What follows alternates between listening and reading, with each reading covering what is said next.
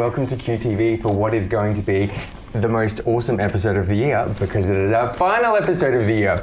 Until Christmas, you will be watching our best ofs, of which there are so many. But tonight, we are joined by Jake Harrison, who is I think we're calling you a dancer and kitchen extraordinaire. I don't know what to call me these days. Just roll with kitchen extraordinaire rolls off the tongue really nicely. It's just, you add the AIRE and you're like, oh, I like that. And two gentlemen from The Hustlers who we'll be talking later about masculinity and being straight acting, which, as we know, is an issue for many people in the community. So, Jake, how are you this week? Oh, very well, thank you. Very well. Sorry about my attire. Everyone is in long pants and I've chosen to wear the shortest pants possible. So it's just incredibly hot out there. So, but nice apart from that, position.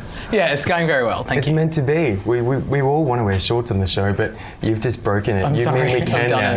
We don't have the started legs for something. it, so yeah. Oh, now. You've broken that wall down for us. Thank you. We're talking about the news of the week as usual, and we're going to be counting down with the issues that have been voted to be the most important. We're starting off this week with Kate. What do you want to tell us about?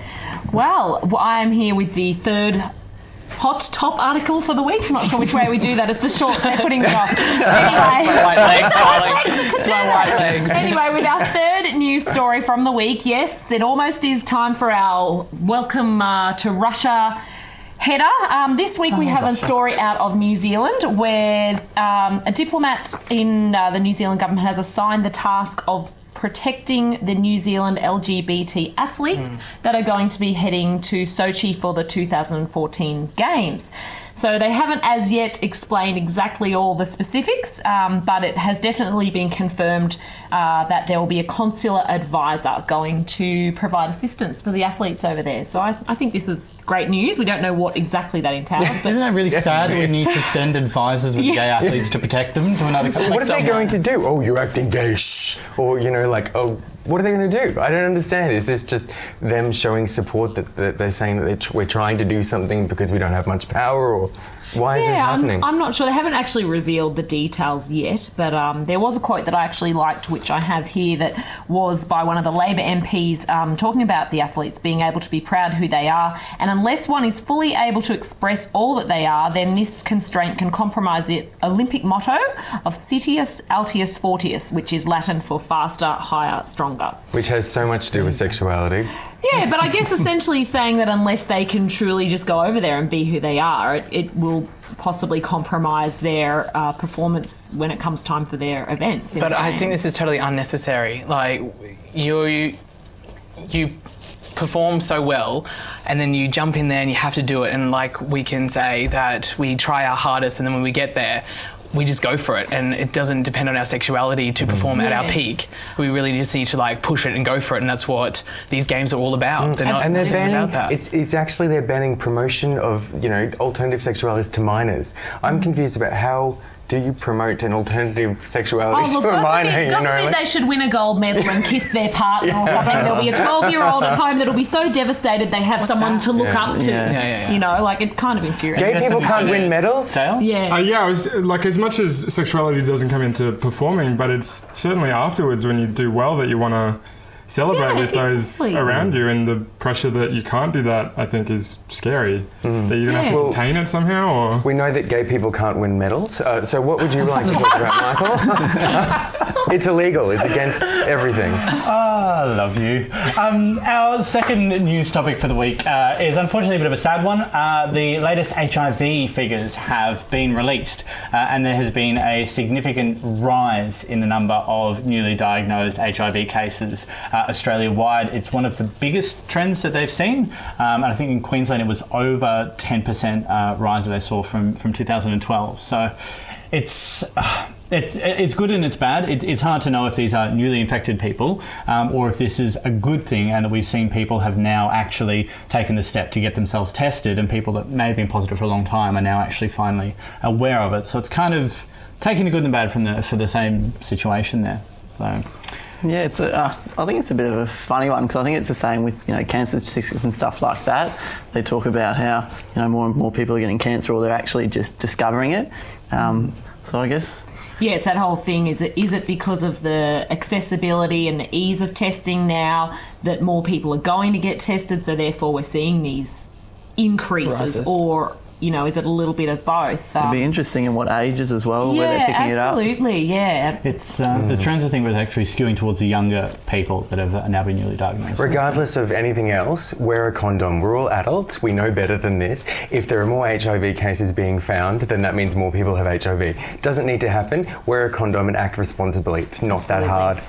Okay, and on a lighter note, ACT has passed a marriage equality bill, which means that for the first time, it is legal in Australia for same-sex couples to wed. Excellent news for us. Which is absolutely fantastic. So the vote passed 9 votes to 8. All Labor, 1 Green voted for it. All the Liberals voted against it and were saying, as usual, it's a federal issue, it's a federal issue, which is fine. Say it's a federal issue, but get out of the way. So basically, unfortunately, the laws had to be watered down a little bit. So that meant that it is only between couples of the same sex, which does sadly exclude some intersex and transgender people. But this is an important first step. But we're on the move. We're on the move. And it's just going to snowball from here. Exactly. So now we just have to wait, as the government has said that they will challenge it in the High Court, but good luck to them. And I heard a beautiful little radio snippet this afternoon driving into the studio, which was I think the main gentleman responsible for the change in the bill, and he was actually very emotional. He was crying, talking about what a positive step this is for the equal marriage rights, but also he actually mentioned parents and loved ones of same-sex couples and how important it was for them as well, for their children to be able to finally have this recognition. So I thought that was beautiful. I was nearly having a little tear. No, it's a huge step. It's like the United States have stepped up in some states. You've heard of New Zealand. It's just a topic that is never going to stop, and the government is just going to have to allow it because we want it. And that's just it. Well, we can say it's inevitable till we're blue in the face, but until politicians actually do something and try to change the laws and put them into place, nothing will happen. So good on you, ACT. As always, we are on Instagram, Facebook and Twitter at QTV Brisbane, so do check in with us. This is your last chance until next year. And, we could wither away by then. And we don't want that. We need your love. So not with your skincare regime. That beard is going to be my beard will be like, I'll need a trolley and stuff to carry on. So anyway, please stick around with us. We will be back with an interview with Jake after the break. So please stick with us and Instagram us.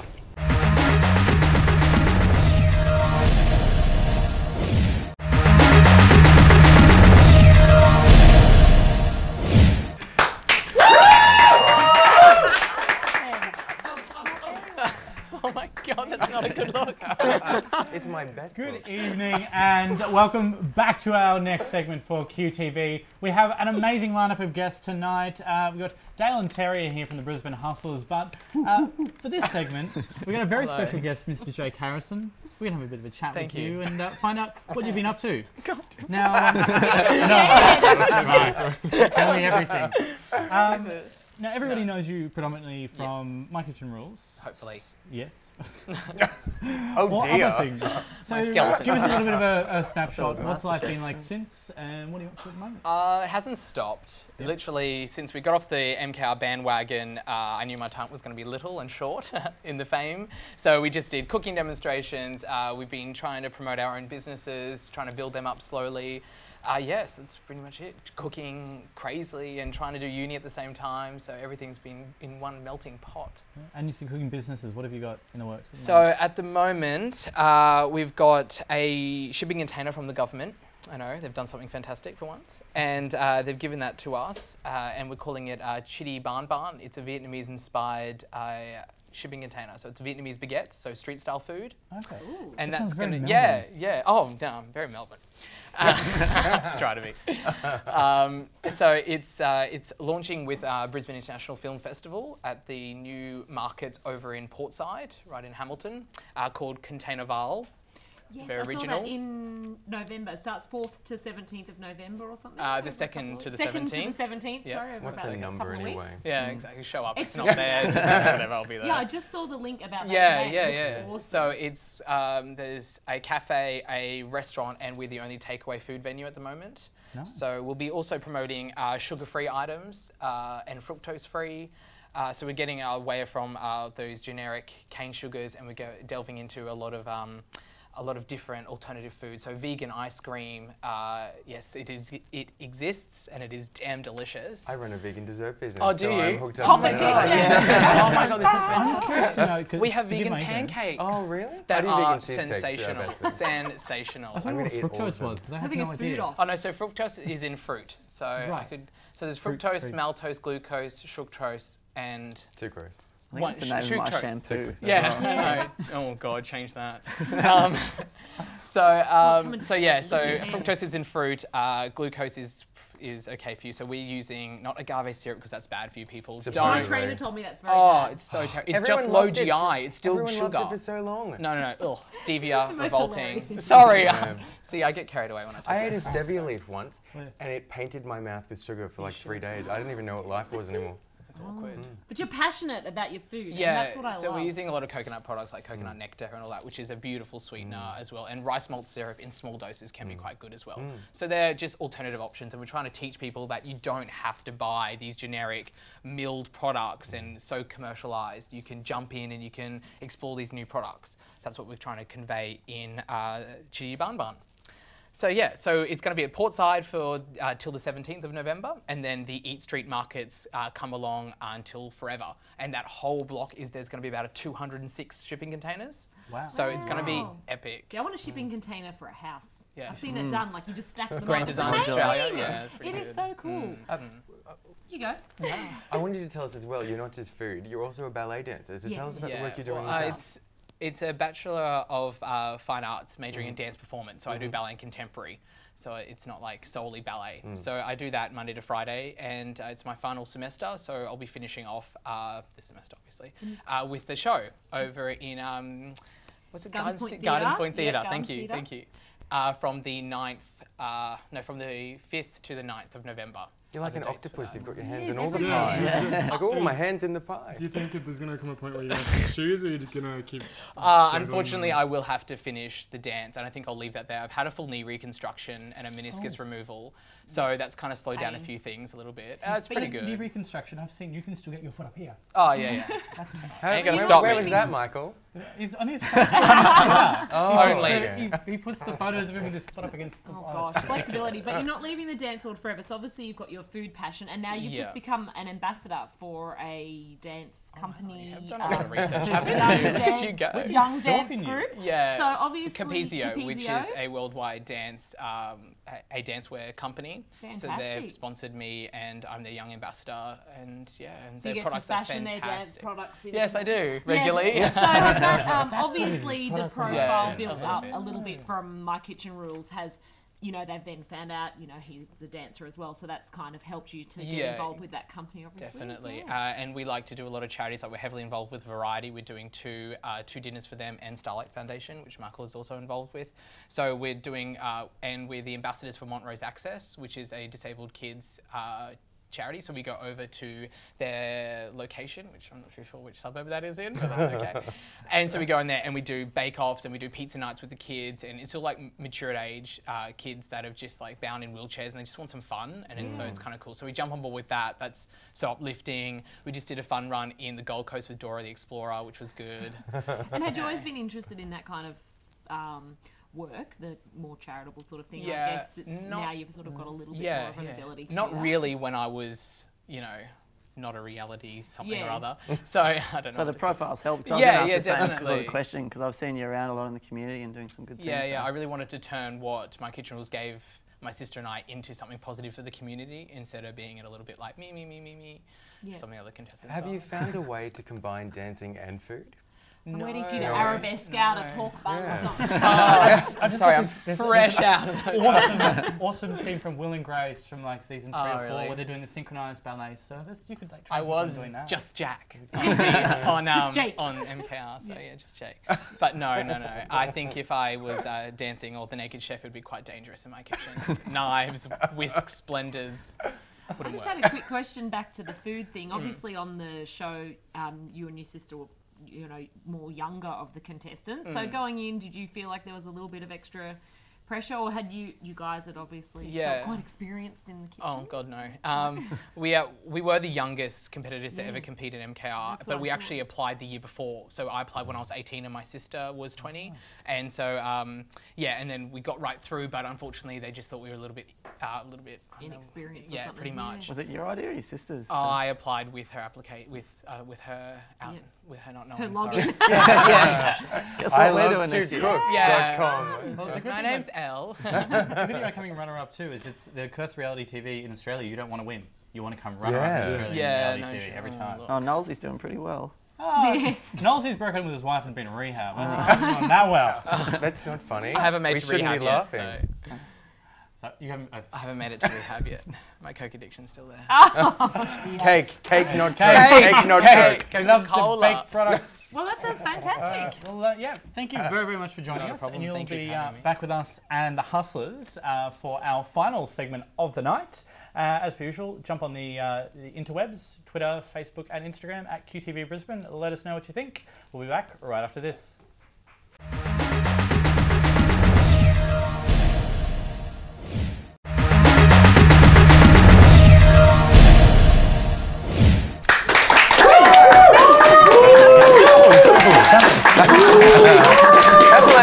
And welcome back to QTV for what is our last section on the couch for this year. So, as we have already met in our previous time before the break, we've already met Jake, but also, look, I'm losing my words with all these men on the couch tonight. We are also joined by Terry and Dale, the handsome boys from the Hustlers. Now, we've heard about the Hustlers all year from Michael, but can you guys give us a really quick bit of info on what it's all about? Yeah, well, so we played our first full season this year. And this is rugby league. Rugby union. Rugby union, sorry. The Hustlers are a gay and inclusive men's rugby team in Brisbane, and we're the only ones in Queensland.